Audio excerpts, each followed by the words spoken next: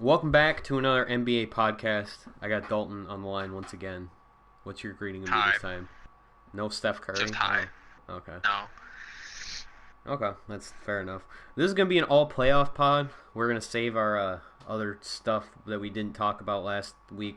Was it 2 weeks ago now, I think. I think it's been two. Yeah, that we didn't talk about. Not that there's much of that anyway, but we're going to save all that for a future pod. And today we're just going to talk about the first round playoff matchups, starting with the least interesting and going to what we've considered the most interesting. So the first series is going to be San Antonio and Memphis, which I think is going to be a sweep. What do you think? I mean, is there really anything to even talk about at this point with them? No, the fact that I don't even know who Memphis is starting, I don't know their names, kind of shows how awful this team is. They don't have, even Gasol. If they had Gasol, it wouldn't matter, just because... Yeah, exactly. At this point, they're not even a team. They're a good D-League team. Tony Allen, Matt Barnes, and Zach Randolph are, the only NBA talent on their entire roster. Yeah, I do really like Tony Allen, though. Yeah, but he's not gonna swing a series though. For No, Memphis, absolutely not. If he was on San Antonio, he might be like, yeah, they won that series because Tony Allen was good, but not Memphis. All right, so we agree sweep. Obviously, Memphis is sweeping, right? No, no. San Antonio's gonna get sweeping Memphis. There's no debate about this. No, it's gonna go to 7 games. You're right. All right, move on to Oklahoma City, Dallas, which is marginally more interesting, but I still think is going to be a sweep. Maybe they'll win one at home. Dallas will. I like Dallas. I really do. I've kind of liked them all season. I just don't think they're going to be able to guard either of the star players on the Thunder. They don't have anybody to match up. I wish they flipped them in Portland seating wise. Dallas LA would have been interesting because they would have had that game they blew 2 weeks ago that the officiating was just completely awful and Dallas lost on stupid calls at the end of the game. And they would have been pissed off about that. Plus, Portland was a better matchup for Oklahoma City, to contest them anyway. Just because this entire playoffs is basically just the West is so bad. It's basically just the Warriors getting an easy ride, and then the Spurs having to play all the hard teams. Yeah. Well, the Spurs would get Oklahoma City if they win. There's huge potential for Oklahoma City to lose in the first round, but I don't think it's going to happen. If they do, Durant's leaving and they need to fire their coach. I could conceivably... They're not going to fire Billy Donovan. It's been 1 year. They kept Scott Brooks for 5 years. Yeah, but to be fair, they made a finals with him at least. He was not because of him, though. It was in spite of him they made a finals. No, I don't know. I just think the GM's an idiot. He can't trade. He's a good drafter, but that's it.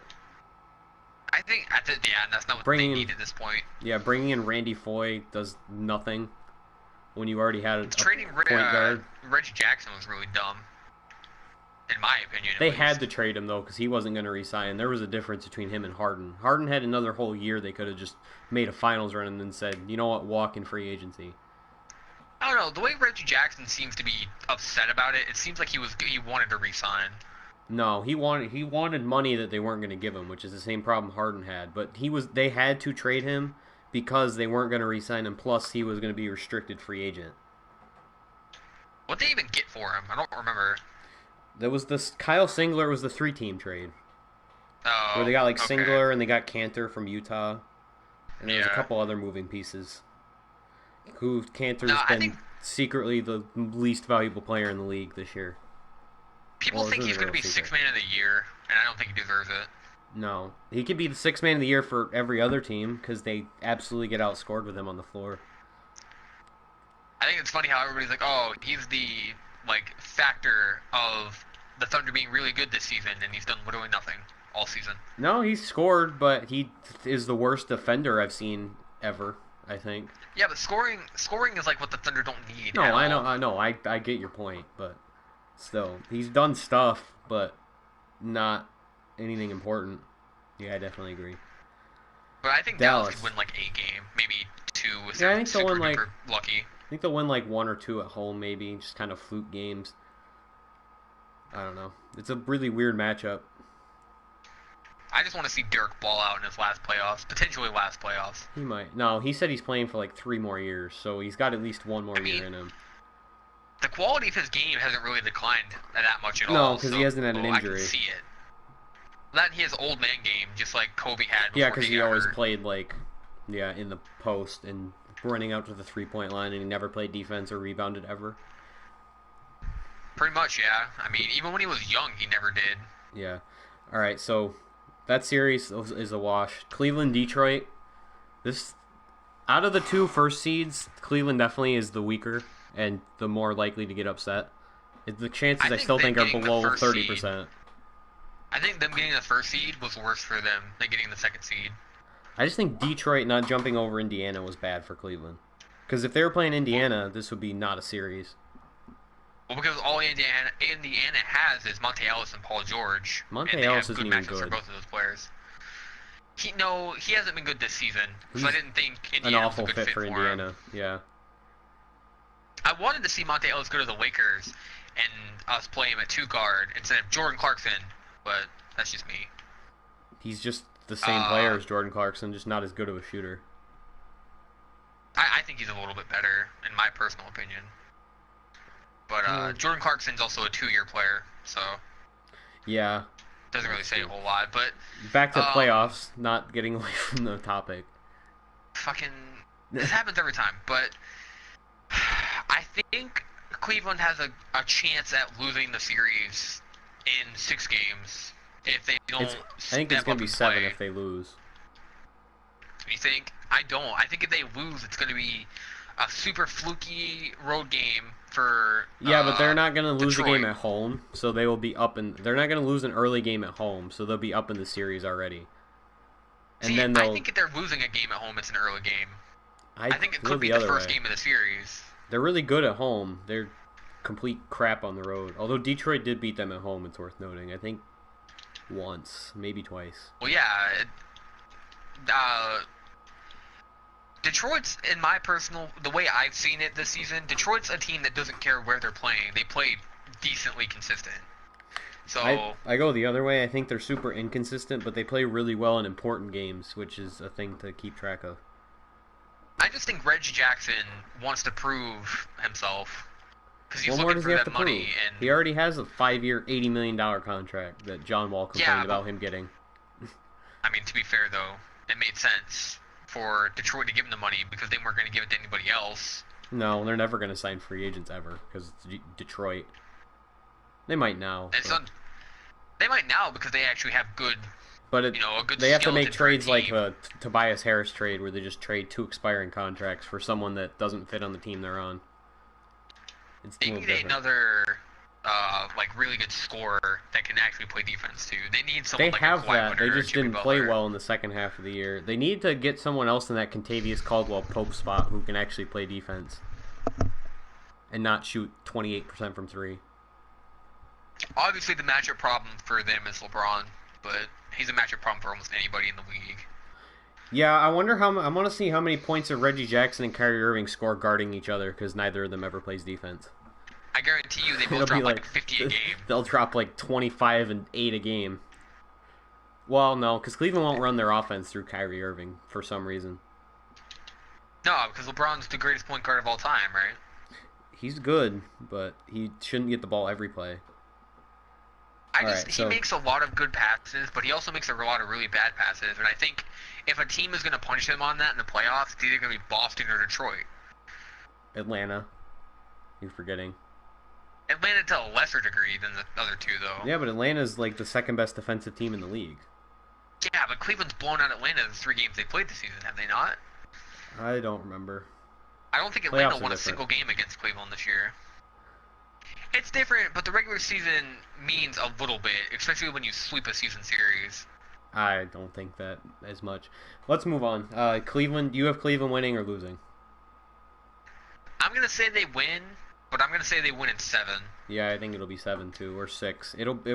We're gonna watch it be like a sweep. Like they just come out and annihilate Detroit. Like it'll just be like like 60, it'll be like 20. the highest the highest margin, average margin of scoring out of any of the playoff series, and Detroit loses by 30 every game. It'll be something stupid LeBron's like just gonna that happens. average. Just because we think LeBron's that gonna an 8 average a seed, triple double.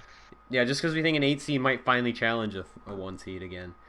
So Golden State Houston was the next one I wanted to talk about. I don't. I'm kind of concerned for both sides. I don't want Patrick Beverly's just about the worst matchup for Steph Curry, like defensively. And Even though he's one of the best defensive guards in the league, which is kind of weird. no, I mean like worst in terms of Curry's going to struggle. I Do you think. think so? I thought this season when they played the Rockets, Patrick Beverly did almost nothing to Steph. No, they didn't. The coaching is so bad on the Or did Rockets. they not I even don't. play him? The coaching is so bad on the Rockets that I don't know if they're even going to make Beverly a big part of the defense, or if they're just going to be like Dude, Harden, go stick Curry, and he gets beat every play for a layup or a step back Firing Kevin 3-pointer. McHale was a really smart idea, right? Yeah, for JB Bickerstaff.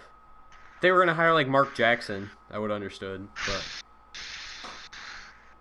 yeah, But that whole Houston thing is kind of also a This good is point. the series I wanted to see. Yeah. My, I didn't want Utah, even though I thought Utah was going to make it.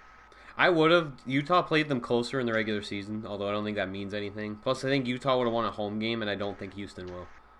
Well, Utah beat them one time in the regular season. Utah, I don't know if they beat them, but they played them really close into overtime, and altitude is always a factor. No, I think Utah was their first loss on the season. No, it was Milwaukee. Was it Milwaukee? Yeah. I know it was one of those middle of the pack, not good but not awful teams. Yeah. Golden State is one of the best teams at forcing turnovers in the league, and Houston turns the ball over way more than everyone else. And James Harden I think he set the NBA record for turnovers this year, and he had like almost 500. So He averaged like 4 a game, didn't he? 4.5. It was more than last year when he turned the ball over every 3 plays. He had more turnovers than Steph Curry had threes. Think about that. Oh, Jesus. Yeah. I wanted this series to happen because this is Dwight Howard's last chance to Be productive. do anything at all ever. Yeah, ever. No, you're right. The Jazz didn't beat them at all this season. I thought they beat them once. No, they played him to overtime once though. Triple overtime, apparently. No, never mind. Just final. I know it was in the then overtime. Yeah. But if Dwight Howard can give you like 15 and 10 this series, it can be a good series. Just because if he rebounds the ball well, they're going to get second chance buckets. I want to Which see is where James Harden shines. It's where Dwight Howard shines. It's where that team is good. I want to see what they do with their lineups. I want to see if they start Demo, how quick he gets taken out, and if Ariza plays the 4. I don't know if Ariza can. Do you think Ariza can guard Draymond Green though? No, but I think they're going to go for the transition fast break kind of offense if they do that. That's true, but the thing about that is it's going to be. I think Corey Brewer can guard Warriors' Draymond offense- if that's who they put in at small forward. I just don't think he can do anything else. The Warriors' offense, if they play Trevor Ariza and Draymond Green, is literally going to be Steph dribbles up the court, gives the ball to Draymond in the post, and if they don't double, he's going to score every time, and if they double, it's They going to don't be a wide open post 3. Draymond. Come on. If they put Trevor Ariza on Draymond Green and he doesn't post up, it's stupid. Trevor Ariza's the same height as Draymond Green. Draymond Green has to have at least like 30 pounds on him. There's no way he doesn't. Yeah, but that's not equivalent to post play though. For me, Draymond is a decent post Oh, player. sorry. Trevor Ariza's taller than Draymond. Draymond's like 6'6", 6'7". right? 6'7". Yeah, Ariza's listed as 6'8". Obviously, these aren't actual heights. Like Kevin Durant's obviously 7 feet, but he's listed as like 6'9". Yeah, but Trevor Ariza, Draymond. Draymond's not gonna play in the post. That's my point. So they can get away with it. The way their offense is, they're not gonna post. They don't post up in that offense. It just doesn't happen. They pass too much. If Dwight Howard doesn't play well in the first like 2 games, I think they need to start Clint Capella. I think they should play them both, but they're not going to. Who's going to guard Draymond though? Doesn't matter who's going to guard Draymond at that point. They have 2 rebounders. Yeah, but if Draymond's a really good offensive player though. Yeah, he's their point guard, but at the same time, you're not trying to. You're gonna give Draymond an open three over Steph Curry Obviously, but he still or shoots Klay like what, Thompson. 38% or something really stupid. I'll give 38% over 45, and I think Klay shoots 42. I'm not so disagreeing at all. I'm just saying it's not good. This goes back to my point earlier about why I think the Rockets are going to get swept, and it's their coaching's real bad, and they're not going to play that lineup. So I definitely think the Warriors are going to win. I just think the Rockets, just like the Golden State, or not Golden State, the Cleveland and Detroit series, I think they have a shot. Because you got to think that the Warriors are tired to some degree. Playing the way that they had to play in the last 10 games. You don't think that matters at all, though? They don't play back-to-backs. No, they don't play back-to-backs, but you gotta imagine, like, that had to wear on them all season, at least some kind of a way. There's gonna be mentally, physically, something. There's gonna be at least one game at home where they don't play in the fourth quarter, and they're not gonna play on consecutive days. So I don't think that being tired, or I don't think fatigue is gonna play into this series. I don't think this series is gonna last long enough. Me is the way Steph was playing, like, the last 2.5 weeks of the season. Because he had really good numbers in the last few games, but they're kind of deceiving. Because if you watch the Spurs game, the last game they played against the Spurs, he didn't play good until the fourth quarter, almost at all. Like, I think he had 30 points, but I think he scored like 18 of them in the fourth quarter. I think that's part of the reason why it doesn't matter if he's going to play that well in the fourth quarter. He can play that well in the fourth quarter, but Klay Thompson didn't play all that well either. It was the same thing where he only played well in like one quarter of the game. Yeah, but you know the defensive drop-off between the Spurs and the Rockets, though. Oh, I'm not doubting that. But the thing is, if they're getting out-rebounded and playing really bad in 3/4 of the game apiece, it's going to be a problem. I don't agree. I don't think the Rockets are going to have enough to keep up. Not even just in this series. I'm just talking about in general. That's different, though. We're just talking about this series. That's all. They're gonna meet the Clippers well, it's gonna be the Clippers because we'll get to that later. But they're gonna match up with somebody who's just athletic and that's gonna run. And if they're tired and not playing well, I just see it being an issue. I still think they're gonna win and get to the Western Conference Finals. But yeah. All right. So how many games? I'll call it like 4. 6. Oh, I don't think it's gonna be that close. I don't think James Harden will let it be a sweep. It wasn't even 6 last year, though. In the conference finals. No, I mean, there was no Dwight though, too. So it was just James Harden, which is okay. Part of the reason why I think it could be a little better. We'll move on to the top 4. Most interesting now that we're out of that bottom bracket of least interesting, and talk about Indiana Toronto. I think this is the first series where a lower seed has a chance to win out of the top 4. Paul George has just played really well this season. So what? Really well. I want to hear your opinion first, and then kind of make what I would say about these teams, this matchup. Toronto has more players that play well. But I think the Pacers have the best player in the series by far, Paul George. I think Toronto's going to win, undoubtedly, because I don't think the Pacers have enough. Unless people like Monte Ellis and Jordan Hill actually play the game of basketball the way they're capable of playing it. Like, if Jordan Hill comes out and plays the way he did for the Lakers when Kobe was hurt and gives you, like, 15 and 10, and Monte Ellis comes out and gives you decent numbers like he almost never really has. My thing is that Monte Ellis they don't run the type of offense for him like Dallas did, where he can actually succeed. No, they don't. I mean, it's like I said, it's all what if, but I definitely think Toronto just has too much for Paul George to shoot out of. Yeah, I think Toronto's going to win, but I think it's going to be a really close series because Indiana's got 2 of the 5 best defensive players at the wing position and at the point guard in George Hill. who Yeah, George Hill is very good is good. defensively, and Paul George is, I imagine, going to be covering DeMar DeRozan. And Norm Powell, if Norm Powell is going to play well, then sure, whatever. Just let that happen. But, you know, I think Indiana's got a couple guys who can swing series, like Miles Turner, and as you said, Jordan Hill, if he just comes off the bench and plays really well for no reason. They all of the players, literally almost all of the players on the Pacers are willing or can have those kinds of games Yeah. on a relatively consistent basis. It's just for some reason all season none of them have. I'm going to give it to Toronto just because I don't know either A, if DeMarre Carroll plays, or B, how good he is. That's more my concern than if he plays or not. Yeah. So, I'll give it Toronto 7. What is your game prediction? I'll say Toronto 6. All right. It's fair enough. They'll have to win in Indiana. I think they can. Like I said, I just don't think Indiana's a tough place Paul to George play. has enough. No, I get I your don't point. disagree, but I All would right. like the Pacers to advance because I think the Pacers would be an interesting matchup for like Cleveland or Miami. But Yeah. So this next series that I have on the list, not the most interesting, but I think the hardest to pick a winner for is Miami and Charlotte.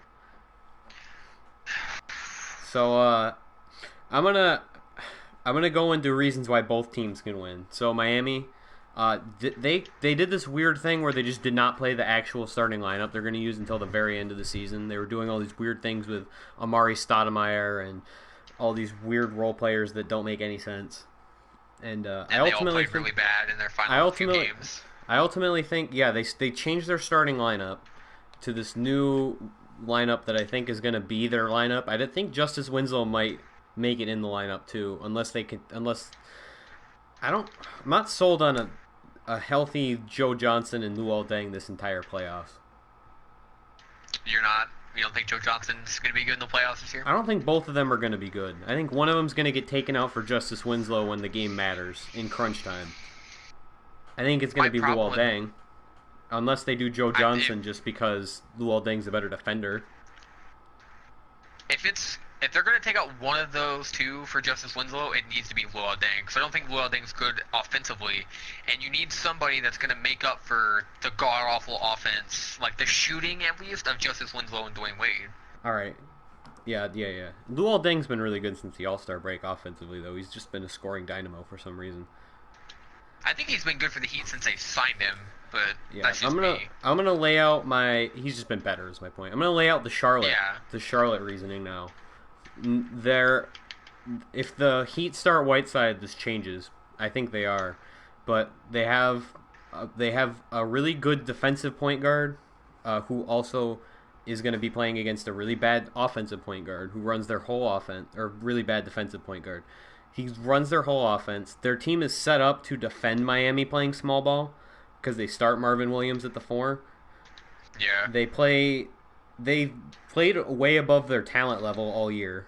They have one of the 5 best coaches in the league, and I honestly think he's better than Eric Spoelstra. That's just a side note.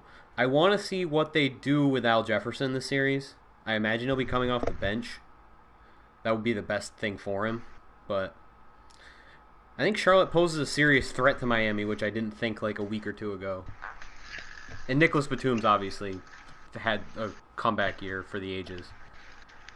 My thing about it, like the way I see the series, is Luol Deng. First of all, you have to start Whiteside. You cannot start Amari Stoudemire. It doesn't matter If you who start Amari, I don't think it matters because if you start Amari, he's going to be out in the first 4 minutes anyway with 2 fouls. well, yeah, but that's still just not a good thing. You don't No, want that. I'm not disagreeing, but I just think they're going to do something stupid at some point because Spolster's an incompetent coach. I think. I agree with you. I felt the same way since LeBron James was in Miami, but Yeah. What you said, Kemba Walker, probably one of the top 5 or 6 point guards in the league, in my personal opinion. Yeah, At least. definitely had a great year. Because he plays Shooting both threes ends. changed that offense so much. Because it opened everything up. Yeah, And now like you can shoot the or fact drive. the fact that he can shoot threes now just changed the way their offense functions. But you have to start Whiteside. If you don't start Whiteside, I feel you're just going to lose by default. That's just the way I see it. If you're gonna play Winslow, which I honestly think Winslow should probably stick Kimball Walker You or think? Nicholas Batum. Yeah, I was thinking Batum. One of those two. Batum has a big effect on their Uh, offense too, because he's the other guy who handles the ball in their starting lineup. and he's just so gosh darn good. Yeah, he's had a great just, comeback here. overall, they've just had a really breakout season. But even Jeremy Lin had a pretty great season somehow. on the bench. Uh, I can't name the Heat's backup. Like, I can't name Heat bench players. Like, I know like three they're all on real Charlotte bad. are gonna be like Al Jefferson, and I think Briante Weber they signed this last week to play the backup point guard spot for them. Yeah. So, But another reason why I think you need to start Whiteside is he and Goran Dragic should.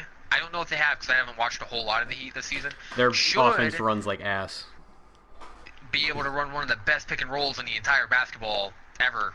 Not ever, but Especially with really Cody good pick and Zeller roll. potentially defending you, who's not good defensively, who does almost nothing No. offensively. And I think if Charlotte loses the series, that's what you can point to as a reason why. But they should be able to run a great pick and roll. I think Justice Winslow has to start with them for defense, but Yeah. I think Luau Deng has to be the one get taken out of the lineup because Joe Johnson's too good of a shooter. He's been way too good since they signed him to not start him and win a series. And Luau Deng off the bench makes a lot of sense because then your no-name bench has Amari Stoudemire, who, he gets those fouls, but he's a bench player, so it doesn't matter too very much. Yeah. And he does rebound the ball pretty well. And then you'll have Luau Deng, who is one of their better offensive players, but they'll have it off the bench. Gerald Green was so poorly misused by Spoelstra, and I felt that way about Richardson for half the year too. He's been getting a lot more minutes lately. I'm looking at their bench right now. Tyler Johnson getting injured was a huge thing for them because he was their primary source of outside shooting on the bench. I don't know. I think if there's a chance of any one team being beat by themselves, it's the Heat. Yeah, because just look Because their how coaching awful is so they've been bad. coached and played the last 10 And their games of the offensive season. system is so poorly designed that it's impossible. I can't watch the Heat play like on offense. Did you watch when they played the Celtics for their last regular game of the season? Yeah, they got up big early, playing a normal NBA offense, which was like fast movement. They got a lot of open shots, and they played down low very effectively. And then they went back to their old stuff where they run through Dwayne Wade for 20 seconds and put up a bad shot at the end of the shot clock, and they lost by 20. Or they lost by 15 after they were down by up by 20. They only lost by 10. Sorry. They shot like 8 contested threes in the last 4 minutes of the game. They scored 5 points in the third quarter. That's why I'm really worried about them. They got outscored 60-29 in the second half. So, but I think it could, if both teams play the way that they're capable of playing, like if the Heat play the way they did against Cleveland all year, for example, just to throw that out, and the Hornets play the way they've been playing since the All-Star break, it's going to be a good series. But personally, for me, I don't think the Heat are going to be able to. Unless Kimball Walker shoots really streaky the entire series, I don't think they're going to be able to beat the Hornets. This is the worst possible matchup they could have gotten. Yeah.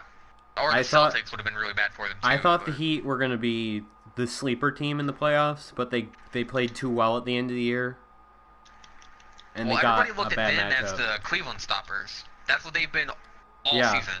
They were the dark horse. This is going to be another series where we're going to say the Hornets win, and then they just play like crap, lose by 30 every game, and blown out of their own building. But what I like about this series and picking about it is that's absolutely a possibility. That's a thing. That's realistic. And not only can the Heat do that to the Hornets, I think the Hornets can do it to the Heat. The Heat are going to do it to themselves. I think the Hornets could just completely crush the Heat. It's totally possible. So I'm gonna take it 6 games. I think they're gonna run a stupid road game in Miami where they get like 30 fouls called against them. Or Are you going Heat or are you going Charlotte? No, I'm going Charlotte. I think they're going to win a we agree stupid on game. this. They're going to win a stupid game in Miami to close out the series, where Miami gets 50 calls going against them and Kemba Walker shoots 22 free throws. Yeah, I'll go. It's going to be something stupid like that. Being a prisoner of the moment in the way the Heat have been of late, I'm going to go Charlotte in 5. Yeah. I think they're going to win. I think they're going to win both early games in Miami and make it somewhat close. It's my outlook on it. But So totally might not, series? too. It's totally possible. Yeah, they totally might. This is definitely the most interesting series in all the playoffs, for the first round at least. I'm going to get to, when we get to Boston, Atlanta, I'm going to tell you why I think that's more interesting. But we're going to talk about LA Portland first. And I have a weird irrational confidence about this, but I'm going to pick Portland to win. And I'll give you the reasons why after you talk about why I'm an idiot. No, see, I don't disagree with this statement. You and I were talking about this before we started when we were playing Black Ops. That's true. Yeah. Damian Lillard, for me, is just such a mismatch for Chris Paul because Chris Paul's not great defensively, in my opinion. It is a statement I disagree with, but I can tell you the reasons why Damian Lillard's better than him now. Damian Lillard, just seeing what he did to, the Warriors this season, I think he dropped, 50. Yeah. Or something, when him and Steph just had that shootout. And he's, people, it's all about Steph and Westbrook this season, but people don't talk about Damian Lillard enough, in my opinion. Lillard's been the second best point guard in the league this year. Yeah. I think he's better than Russell Westbrook. Been better than Russell Westbrook. I think Russell Westbrook does more, but Damian Lillard does the things he does a lot better. I think you have to penalize Russell Westbrook for being the fourth worst three-point shooter in NBA history and still taking 4 games. Yeah, I mean, I agree with you. I think Damian Lillard he's definitely... He's a smarter. 1B. Yeah. A2, whatever you want to call 2A. it this season. Curry's just on another level, though. I don't think it's too far off. I honestly think Damian Lillard is getting no credit at all for the season he had. No, he's been fantastic. I think he'd be third in the MVP vote. Who did you not expect to be this good this year? Because everyone thought Portland... MVP votes are stupid. Everyone thought Portland was going to be, out of the playoffs in the lottery. My one thing about the Clippers, because they've been playing like shit. It's Blake. Not great. Not even just Blake, though, but... No, I'm saying it's since Blake came back. I think if they exploit DeAndre Jordan, because Portland almost has no good bigs. No, Mason Plumlee just got hurt, too, so they're probably going to have to play... I'm pretty sure he got taken out of the last game, I'll say that. I don't know if he's hurt or anything. Ed Davis has been fantastic for them. I think that they should start him if Blake Griffin starts. Ed Davis is a player I wish the Lakers kept. I love Ed Davis. Yeah, he was one of the best bench players in the league this year. But, they just don't start him. I actually don't know. I just don't think he'll be able... If they stick him on Blake Griffin with the way Blake Griffin's been playing... They have to start him because they've been playing small ball with Mo Harkless and Aminu. Which isn't a terrible It's not thing. bad, but they can't match up with the Clippers that way. And Terry Stotts knows that. If DeAndre Jordan is being guarded by some scrub who can't play defense or anything, he's going to have a great series. And on top of that, they have people like Chris Paul and JJ Redick who can shoot the basketball really well. I think Blake just kills their chemistry. He does. He absolutely does, which is why I think he should come off the bench and why I think they should he would be such a good six-man. If he was playing the six-man role, this wouldn't be a series. Portland would get killed. They don't have anyone on the bench who could defend him. Unless they put Ed Davis on the bench. I think that says the same thing for if the Clippers match up with the Warriors. They absolutely should not start him and DeAndre, but whatever. But I'm going to agree with you. I'm going to say Portland wins. Because Portland had such a great series against You were high on the Clippers for a little bit last this year. I hate the Clippers. And not even just because they're annoying. Just, I don't like their team and haven't. You said if they didn't have Blake, though, they would have won the playoff series. Absolutely. If Blake Griffin didn't play, I didn't even think just that because their if they played chemistry Portland. was so good. Yeah. I think they were one of the better teams in the league when he didn't play. Portland has 3 guys, including one of their bench guys, Alan Crabb, who can make the most ridiculous shots that should not go in, that make no sense, against a team that plays Paul Pierce and JJ Redick as their wing defenders. I don't know if Paul Pierce has been starting lately, but I imagine he will in the playoffs. They have CJ Damian, McCollum, right? That's their big breakout player. That's yes, not Damian Lillard this year. yeah, McCollum and Allen Who Crabbe on the bench. who's going to guard him in the Clippers No starting one. lineup?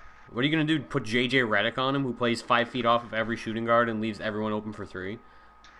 They still have They're Crawford, gonna right? put Paul Pierce, who will get beaten off the dribble. Yeah, Paul Pierce, who will get beaten off the dribble by anyone in the entire league. He would get beaten off the dribble by Kobe. He would get beaten off the dribble by you or me if we were playing against him. Hey, I have a pretty fast first step. He was one of the first. He was one of the best 10 defensive players in the league in his prime, but he's not now. He's too slow. He always has been slow.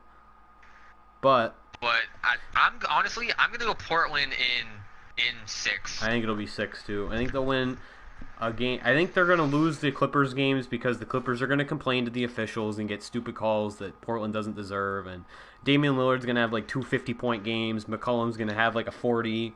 McCollum might do the same thing he did in the last year's playoffs, where he just scores like 40 a game and kills their entire defense. They're gonna lose the first Clippers game. I think they could win the second. Oh yeah, Clippers definitely. game. No. I think both of the initial games in LA are gonna be tough. I think Portland can sweep home games though. Yeah, definitely. I think it's gonna start out 2-0 and turn into a bloodbath, because Blake's gonna do something stupid and get suspended or something. Some ridiculous thing that's going to happen. What do you think Damian Lillard's first round stats are? I think he's going to become more passive only because CJ McCollum, and even to an extent Aminu or Harkless, whoever they keep in their starting lineup if they move one down or whatever, is going to have some insane stat line because they're being defended by JJ Redick and Paul Pierce. So I'm going to say like 23 and 9 or 8 is the most realistic, and he's going to shoot like 40% from 3. But I think he'd go for like 22 points, like 7 assists, and maybe like 2 or 3 rebounds. Realistically. Yeah. Rebounds are nothing. Doesn't matter. No, but I figured I'd throw it in there. I think McCollum's going to be the more interesting stat line. I think he's going to have like 26 and 5. Yeah, just because he's going to have and some shoot like scrub. 45% from 3. He's going to make like 5 threes a game. But the two of them are going to make like 8 threes a game, I imagine. I want to see the matchup with the Warriors.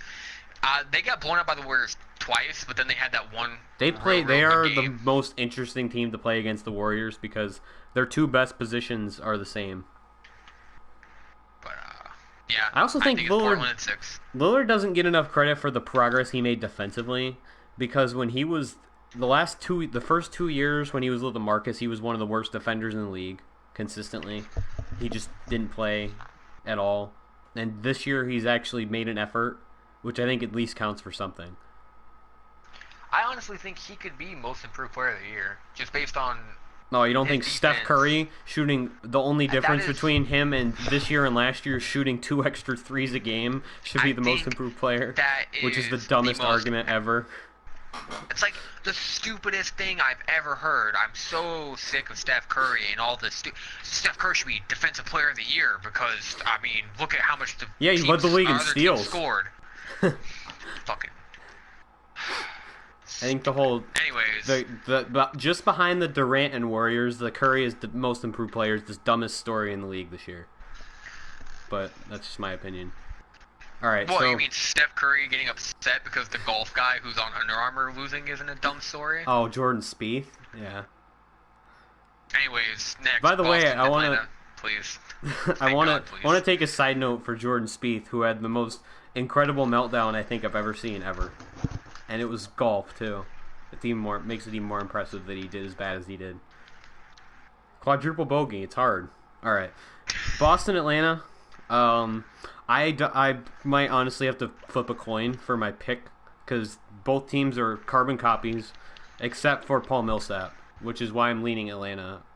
And I imagine you're picking Boston, so I want to hear the reasons you have for Boston. You always think I'm going to pick the team I'm not going to pick. Do I? You're not going to pick Boston? I thought you were going to pick Boston. You liked Boston for most of the year.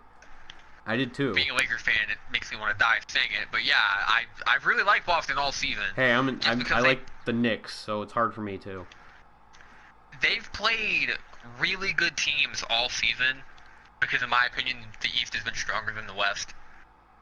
Yeah. Even the bottom teams, in my opinion, are stronger. Yeah, definitely. Detroit was the best 8th Um, seed that we've had in like 4 years. but I like Boston. I do. All season, I've been watching them when they destroyed Cleveland, destroyed the Warriors. Uh, my problem with them is the only super good scorer they have, super good, not like good or okay, is Isaiah Thomas. Okay? Yeah. And the best comparison I have to him is like a mixture of Lou Williams and Nick Young, where when they're hot, they will drain a three contested by 3 people 45 feet behind the fucking, or 45 feet out, right? But when they're cold, they'll have a wide open layup and just find a way to miss. You want to know why? You don't know why that's not an issue? Atlanta does the same thing. Oh, I know. But their players these are the aren't. same teams. Exactly the I know same they're teams. the same teams. How you? How do I you? feel better about Atlanta. How do you pick between these two? They're the exact same. I want to pick Boston. They were my sleeper team to go to the Eastern Conference Finals. I think the Hornets might be now, but well, the Celtics would have to play the Cavs, so it would be the Hornets by default. I think. I don't think Jared Sullinger can guard Paul Millsap. He's not going to guard Paul Millsap. He's going to be on Horford, which is arguably worse. Yeah, they just have such good bigs. They're going to run. That's what I love about They're going to play Atlanta. small ball, I think, and put Jay Crowder on Paul Millsap if they're smart. I mean, that's not a super bad idea. Paul Millsap sounds a matchup nightmare, but I'm going to go with recency bias and say that since he played completely, he just looked like he was lost the last 2 games they played this season. I'm trying to look for a box score right now. He played really bad the last 2 games, and the team didn't play very good either. Plus, reminds me a lot of LaMarcus Aldridge, where he fits in his team so well, and he's so hard to guard. I'm gonna give you his 4 of his last 5 games. Although it's worth noting that the other game was against Boston, where he had 31 points on 13 of 22 with 16 rebounds. So Jesus. here's his other 4 games. 13 in all in around 36 minutes. 13 on 3 of 8, 13 on 4 of 11, 9 on 3 of 14, and 13 on 4 of 14. But in those games, he had 17, 14, 8, and 11 rebounds. I know they're both really streaky teams. I just think Atlanta has more to fall back on with their bigs. I'm going to take Atlanta just because they're home. It's going to be 7 games.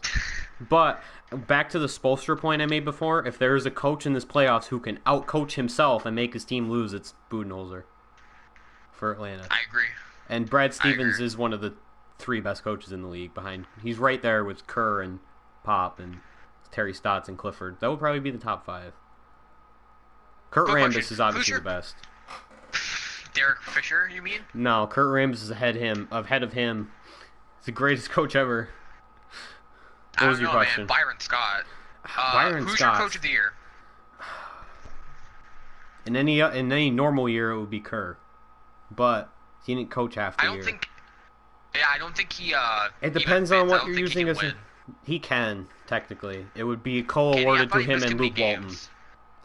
It would go to Luke Walton because of the game's threshold. I think it's stupid Luke Walton didn't coach the All-Star game, but Tyronn Lue coached the All-Star game too. Technically, I'm pretty sure that he was. No, that wouldn't make sense because Cavs got their coach too. So I don't know. I thought the way they did the All-Star game was it was the top seed unless they appeared in the finals the year before, but that wouldn't make any sense because Tyronn Lue coached through the East. I think it's either the Hornets coach or the Celtics coach. I think it's going to be Brad Stevens or Steve. It should be Steve Clifford because there's no reason that the Hornets should have won 44 games. Like, there's no logical reason. Or 48 games. Sorry, it wasn't even 44. It was 48. And didn't they have, like, the second best or third best record after the All-Star break? Yeah, they were one of the best. Yeah, they played amazing after the All-Star break. Which is crazy because they have one of the worst rosters in the league when you actually think about how good/bad their players are. But Probably Terry Stotts, actually. You're forgetting. The Trailblazers were supposed to be one of the worst teams in the league, and they made the I think it playoffs. could be any of those three, but it's going to be stupid and Kerr or Tyronn Lue's going to win Popovich. it. You I don't can't think give they'll give it to Greg. you can't give Tyronn Lue Coach of the Year. It's They the played so NBA. bad.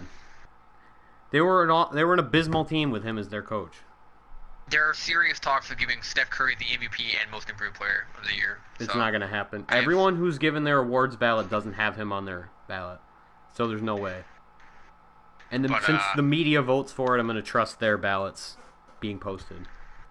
I think I'll go with Atlanta in 6. Oh, yeah, we didn't even discuss. Yeah, I'm going to give them 7 just because they're at home. I don't think Boston's going to lose at home. But unless there's some should we do our crazy... Yeah, we'll do awards in a second. I didn't even think about that. Okay.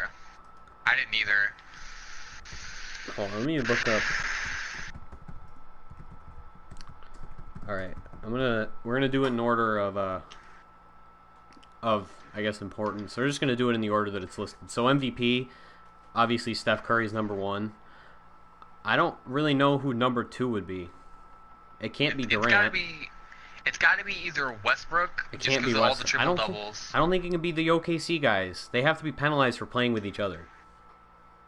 They're not going to be, though, just because Durant wasn't, not last year, but the year before. Neither of them are going to be all-NBA first-teamers, though. I don't think, anyway. They could make Westbrook the shooting guard of all NBA first team. I think Chris Paul is going to be. Just because of how they it's played gonna be- without Blake. OKC underachieved this year. That's not a secret. They should have won No, they 60 did. games.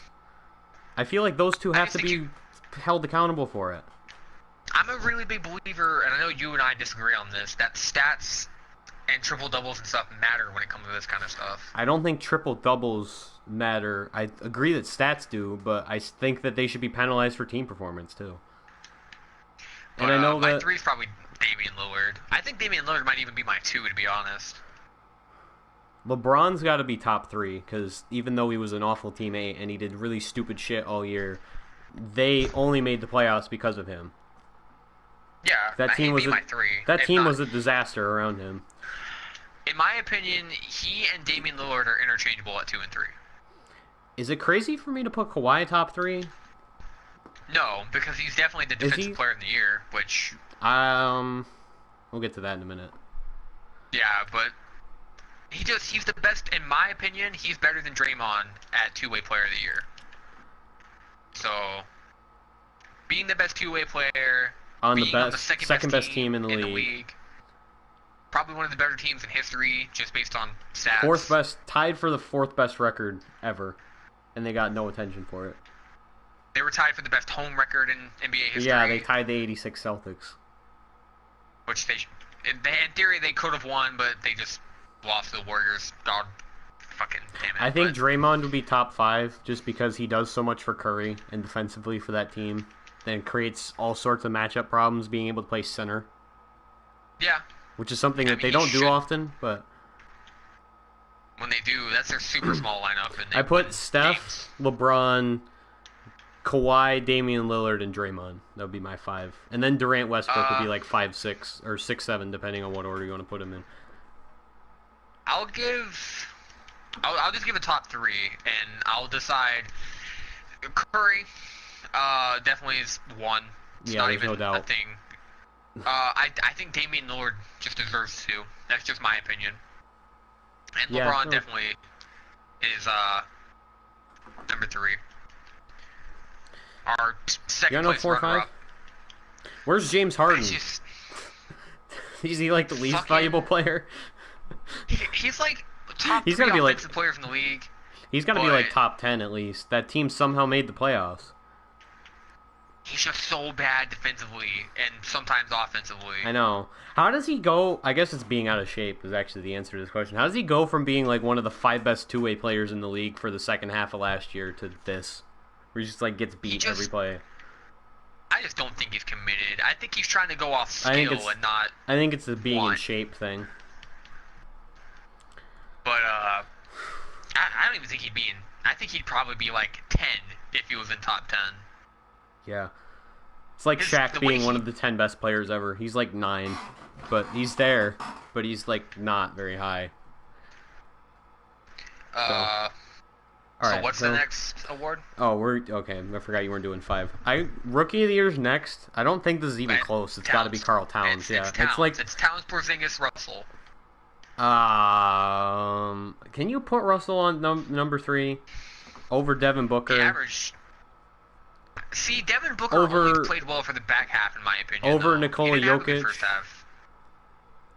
I think with the team he was on, and him being benched for most of the season, his numbers are really, really good. I think the same thing about Devin Booker, though. He didn't play till the second half of the year. He didn't have the chance to. I guess. I don't think you can put Russell on there. I think again, I'm going to go back to my Durant Westbrook thing. And you have to penalize D'Angelo Russell for the breaking up his team at the end of the season. Dividing the Lakers locker room. Such a stupid thing. I think there should be some sort of penalty for it. I think Nick Young shouldn't have been cheating on his fiance, but that's just me. Anyways, irrelevant.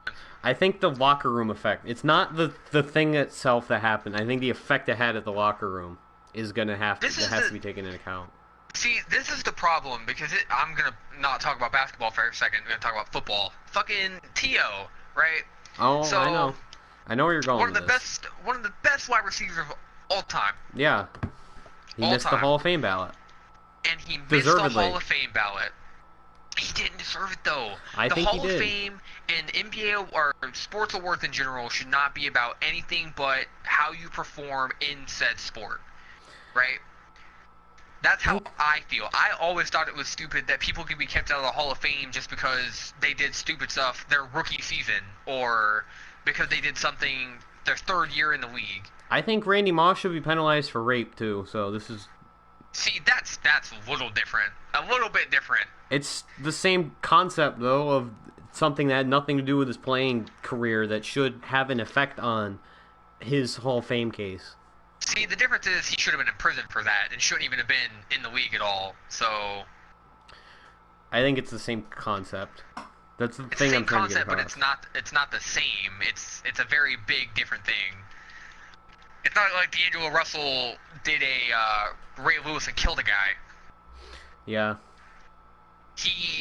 A video was leaked from his phone that even Nick Young says he didn't put it out. D'Angelo. It got out. No, he shouldn't have done it. Shouldn't have taken the phone. It's 19 years old. You and I do stupid shit all the time. I am not debating this. I'm and saying I don't think a kid should be penalized when he had a really good rookie season just because he had a blunder with a no-show teammate that did something stupid in his personal life. For me, it's a completely separate thing. I get why it's a problem, but it's like if LeBron James, when he won his 4 MVPs, right? It's like if LeBron James was like, hey, Dwayne Wade, I had sex with your wife. He was going to win those MVPs. It would not have mattered at all. If the story came out and it was in a way that made him look bad, I think it would have affected it. You think? I think if there was a story about Curry having sex with a prostitute, he wouldn't be MVP. Just my opinion. I think the league is so high on Steph Curry that he could. I think that would be the single. That would be the one single thing that could take him down is a scandal or an injury. But what are his and Devin Booker's stats? I'm gonna compare them in a second. I have to actually wait for this to load. I know I'm a little biased because I'm a Lakers fan, but if it had been flip-flops and like Devin Booker had done something stupid, yeah, I'd be penalizing him too. I wouldn't.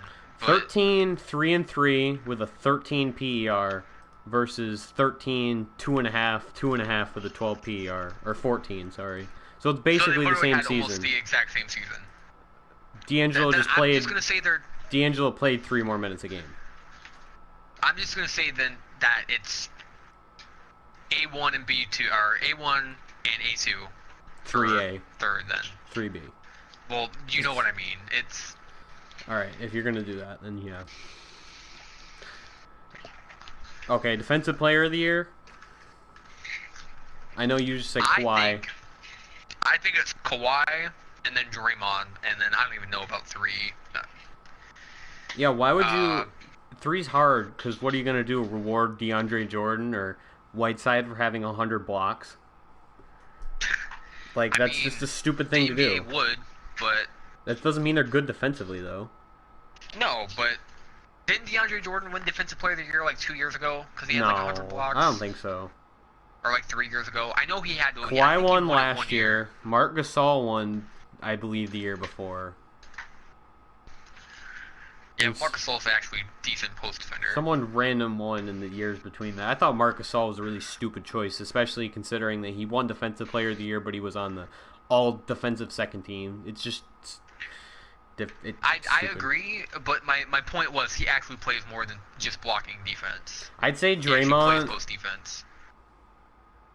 It's close between Draymond and Kawhi. Kawhi is the more valuable one because he's the perimeter defender. But Draymond does so much for that team defensively, being able to play center and guard shooting guards and everything that I honestly put him as my. Plus, this is not fair at all, but I'm going to reward him for not getting it last year. See, my Him and my Kawhi. thing about it is Draymond Green plays on a team with a lot of pretty good defenders. Like No, Andrew I Bogut, don't. I know he's Andrew Bogut, but he's Klay a good Thompson's a rim great protector. defender. Harrison Klay- Barnes is a pretty good I defender. know you don't 'cause like he's long. Curry, but he's a good defender at the very least. I don't think he's a good on-ball defender, but I think he plays good team defense. Being not a good on-ball defender is made up for by the steals because there's value to forcing turnovers. That's why James Harden's Yeah, a somewhat valuable on-ball defender, even though he's complete crap off the ball. My thing about Curry is I think if you put Curry on a shitty defensive team, he wouldn't perform as well. But it's See, relevant. I watched the Warriors 2 years ago when Draymond was getting 8 minutes a game, and they thought David Lee was a good idea. He still had numbers. I like David Lee. I'm just saying his numbers got better when they had a better defensive team. No, that's with everyone though. But Kawhi Leonard plays on a team where Tony Parker is the starting point guard, and he gets shredded by almost every point guard in the league. So he has a lot to make up for. Because, yeah, Tim Duncan can block. He's a good shot blocker. He's a good rim protector. But LaMarcus Aldridge is an underrated defender. I Who's think he's their shooting underrated. guard? I just don't think he's great. Their shooting guard is Danny Green. Oh, he's good defensively. He doesn't do anything else at all. But I'd put Millsap third. He's the one guy I've ever seen lead his team in blocks and steals, and he's the best He's the best perimeter defender among big men that's not named Draymond Green. Yeah, I really listen. When we were talking about the Hawks, I Yeah, really Millsap's like had an amazing just, season. Yeah, I also like Al Horford, but that's irrelevant at this point. yeah, no, definitely both of them are very good. It's hard this year to pick a third guy because Gobert missed like a bunch of games, Gasol missed a bunch of games, Noah missed a bunch of games, Ibaka was not even close to the same player, Tim Duncan missed Justice a bunch of Winslow games, is a Anthony bench player. Davis was a train wreck. Yeah, Justice Winslow. Paul George was fine, but he definitely is not the same as he was pre-injury. I think he's just as good offensively, but obviously he's No, I gonna meant lose a step defensively. Yeah. Even on the offensive end, he's lost a step, I think. He's just made up for it with better three-point shooting than ever. I really wish Westbrook played any defense at all, because he'd probably be one of the top three. But So would Durant.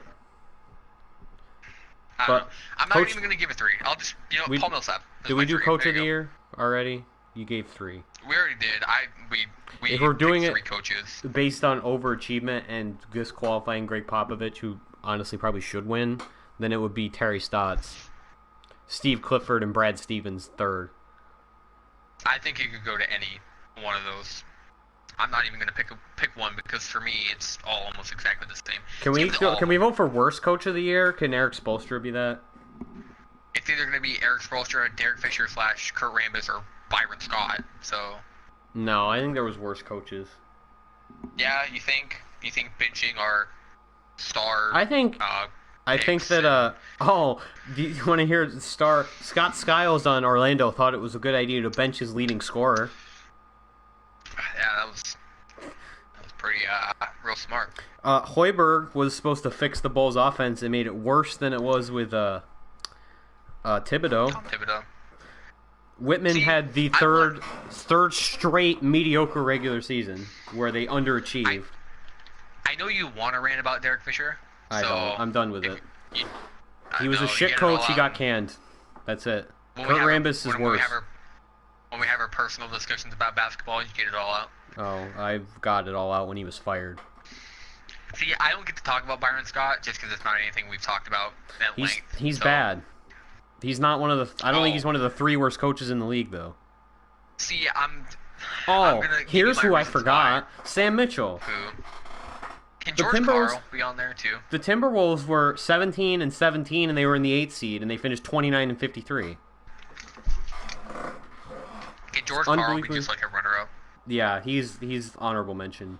I think the Timberwolves should be in the conversation by default. Yeah, I mean, I agree with that because they have such a good starting lineup. Oh, here's another Coach of the Year candidate I forgot, Dave Yeager from Memphis, because somehow that team made the playoffs after getting every important player to their defense injured. He's an honorable mention. I just don't think he has any shot. Billy Donovan has to take some sort of blame along with Durant and Westbrook for not winning 60-plus games this year. I mean, he coaches the team like hot garbage, so It's not as bad as Scott Brooks, but Scott Brooks was the perennial worst coach in the league before, so. Dude, I'm gonna give a mini rant about Byron Scott. All right, you because Byron there's a chance Scott. he gets fired.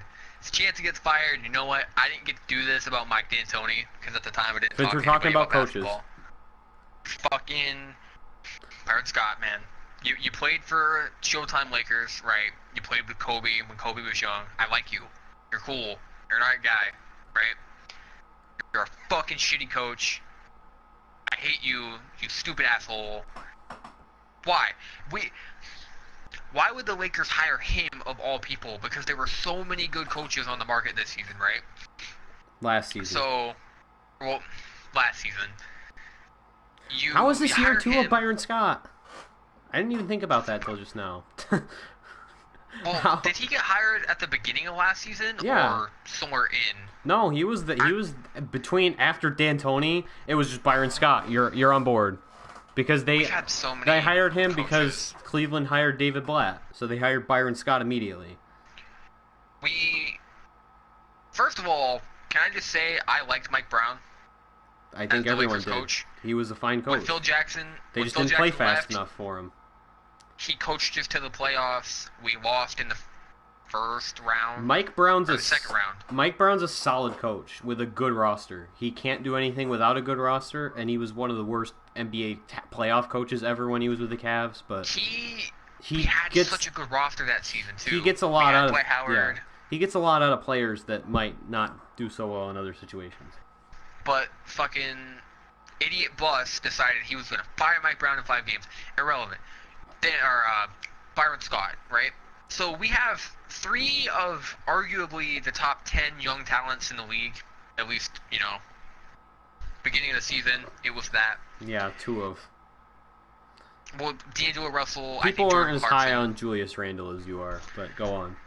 I'm not even high on him anymore. I think Larry Nance is a better player, but irrelevant. So you have these 3 players who are all young. Everybody thinks they could be future all-stars, right? Definitely. So Jordan Clarkson, he gets to start. You start D'Angelo Russell over Lou Williams like you should have. Kobe's playing power or small forward, which is fucking stupid. And I think it was like maybe 20 games into the season, or it might even have been before Christmas. You decide you're gonna bench our 2 young guards. One of the 2. Or no, only D'Angelo Russell. He didn't bench Jordan Clarkson, who is streaky and didn't have as good of a season this season. But you bench him, and then when he shows you that he is playing well off the bench, he had like 2 30-point games coming off the bench. You wait until the season is almost over to put him back in the game. And you don't give, something that really bothers me more than this actually, is that you don't give Larry Nance almost any playing time when he is one of the best, fire starters, like a heat kind of guy. He's a good energy guy. Going. He dunks on everybody, and that makes the team want to play better. He's like the less talented version of Kobe, where he just gets players to play well when they shouldn't. He does remind you of like a young Kobe because the team would be playing As like an shit, energy and then guy. Yeah. he would just like fucking posterize the center, and then everybody would fucking explode, and then D'Angelo Russell would run down the court, hit a three in transition, and just all this good December shit. 7th, second night of a back-to-back, on the road, during a road trip at the Raptors. Is that when they benched him? That was the first game where Lou Williams and Larry Nance started. Don't get me wrong, I like Lou Williams, and I hope the Lakers keep Lou Williams for our rebuilding process. I really like Lou Williams. He shouldn't have started. It was dumb.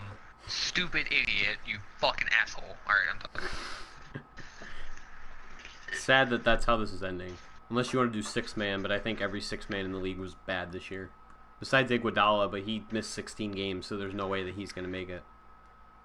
I'm trying to think. It's hard for me to justify rewarding Jamal Crawford or Will Barton because Jamal Crawford had no effect on their success. They were going to be good with or without him anyway. And Will Barton played on a 32-win team. So. What were David West's numbers this season? Let me look. I don't remember him playing a whole lot. I think that this is an award where games played actually matters, and if you miss more than 10 games, you probably shouldn't win the award. 7-4, 17 PER, and 25 minutes a game. Oh, never mind. 18 minutes a game. It's not bad. No, it's not worthy of... somebody on the Warriors is probably going to win it by default. I'd like Iguodala to win. The reason that team was so good partially was because they had him on the bench, but the bench still got outscored by 3 points a game, or three points. Just give it to Festus Ezeli. Guy who didn't play half the year.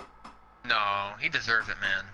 Most improved, I'd put Kemba number 2. McCollum's the obvious winner because he's one of the two reasons that team made the playoffs this year. His transformation into almost borderline star player is pretty much besides Lillard, he's the main reason that they made the playoffs, I believe.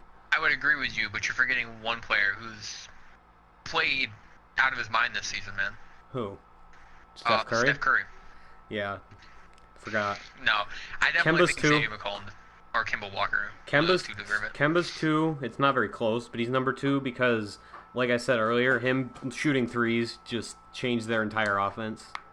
Oh, I know who we were kind of sort of forgetting about Sixth Man of the Year, who could potentially be in the voting. I think Jeremy Lin kind of deserves a little bit of recognition. He deserves a couple He played votes. really well this season. He's one of those guys like Enes Kanter, though, who does nothing on the other end. I kind of wish Jeremy Lin had played not really bad for the Lakers. And He played fine for the Lakers. He played the exact same way he did this year, with more turnovers. He just made really bad decisions, but That's something that he's always done, though. He's just always... Turnovers have been the Lin kryptonite. That's going to be a big thing come playoff time if they weren't playing the Heat, who have a really bad defense. He's going to have a field day playing against the Heat bench. Oh, I know. Jeremy Lin. Yeah, Bronte Weber better have fun. All right, that wraps up playoff podcast, and I guess to turn into awards too. So, any closing statements about Steph Curry's greatness and his historic but I season? do have a closing statement. Is it about Byron Scott? No, rip Kobe. He's not dead. He's dead to basketball. Correct. He's not here Correct anymore. that statement. Rip Kobe in a Lakers uniform. All right, close enough. I was Or going to say ever Kobe's being career, on but an NBA stage ever again. Okay. And it sucks dick. he'll be their coach by February of next season.